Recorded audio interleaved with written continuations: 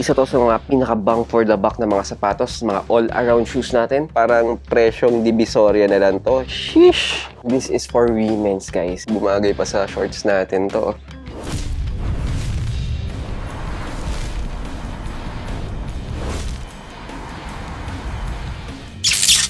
2 weeks na was up.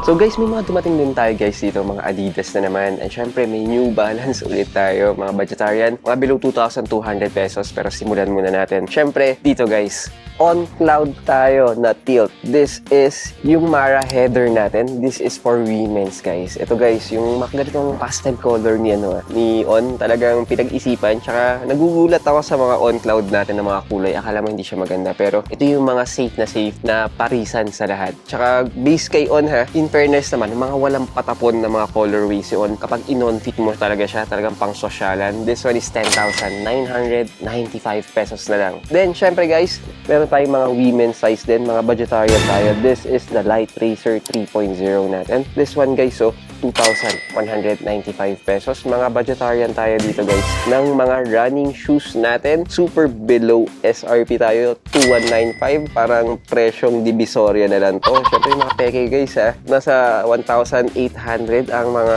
binibenta yan. Konting dagdag ka na lang. Pero ito guys, original and by Adidas pa. Syempre meron tayong isa pa, BL Court 2.0. This one is 2,195 pesos din tayo sa mga ganito. Gusto yung ganito kasi Samba alternative tayo sa ganito. Alam ko na on-seat ko na to before, pero nag-restock tayo ngayon. Syempre guys, maganda yung colorway natin. Plus yung material na ginamit natin dito. Sobrang sobrang low maintenance lang tayo dito. Punas-punas ka lang and unang tingin, nakasamba ka na. And syempre guys, natutuwa ako dito. Another restock tayo, mga 530s natin. Ito yung silver white navy natin naman. Ito guys, fast break lang to yung mga ganito natin ha. Sobrang mabilisan lang yung ganito natin. Alam niyo yung mga 530s natin, mga classic looking dad shoes tayo dito. Pero grabe to ha, kahit sina Justin Bieber, sina Hailey Bieber, nagsusuot yung ganito natin. And this one is the 1906R naman natin. Ganda ng ganitong colorway natin.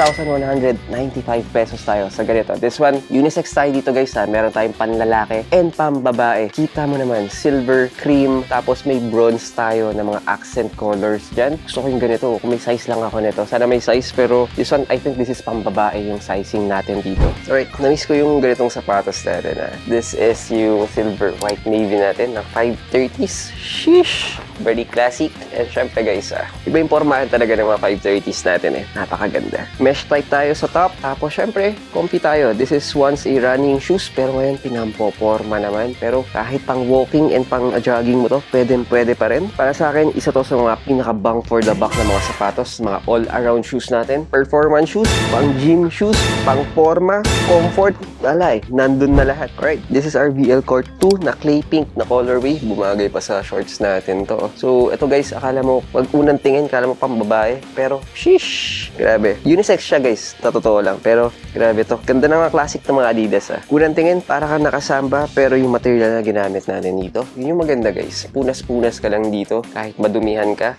very safe ka. This one guys, 2,195 pesos na lang. Legit at original. So lang guys, that's our 2 cents for today. God is good all the time. See you on the next one.